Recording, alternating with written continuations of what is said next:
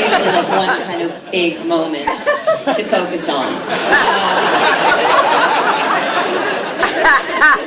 But Hugh went first with everything. You know, he was the first one at rehearsal.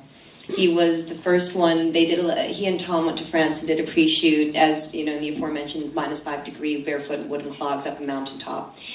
And he sang the end of the prologue as his first scene, and it was amazing because the crew came back from France and like they were lit up, and because they knew that it was going to work, and they had heard Hugh sing, what was it, 24 takes, that the Jean Valjean is nothing now, another story must begin.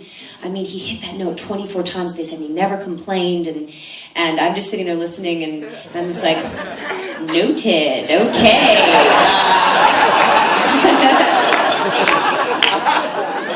This is the company we're keeping in this one, all right. So that, I mean, I had been motivated to obviously prepare. It's quite simply the most extraordinary and unique opportunity I've ever been given as an actor, and I've gotten my fair share of them, and then some.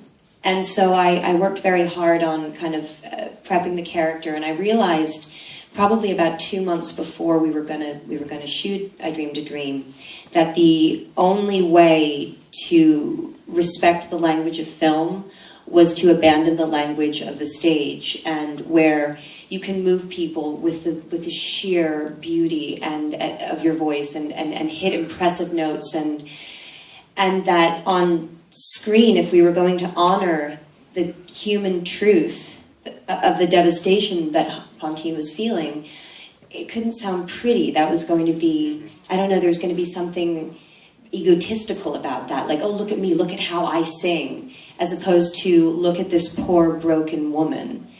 So I just realized that I was going to have to let the emotion come before absolutely everything.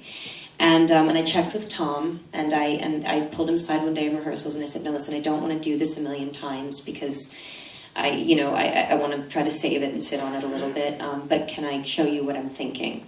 And I showed it to Tom, and he was very supportive.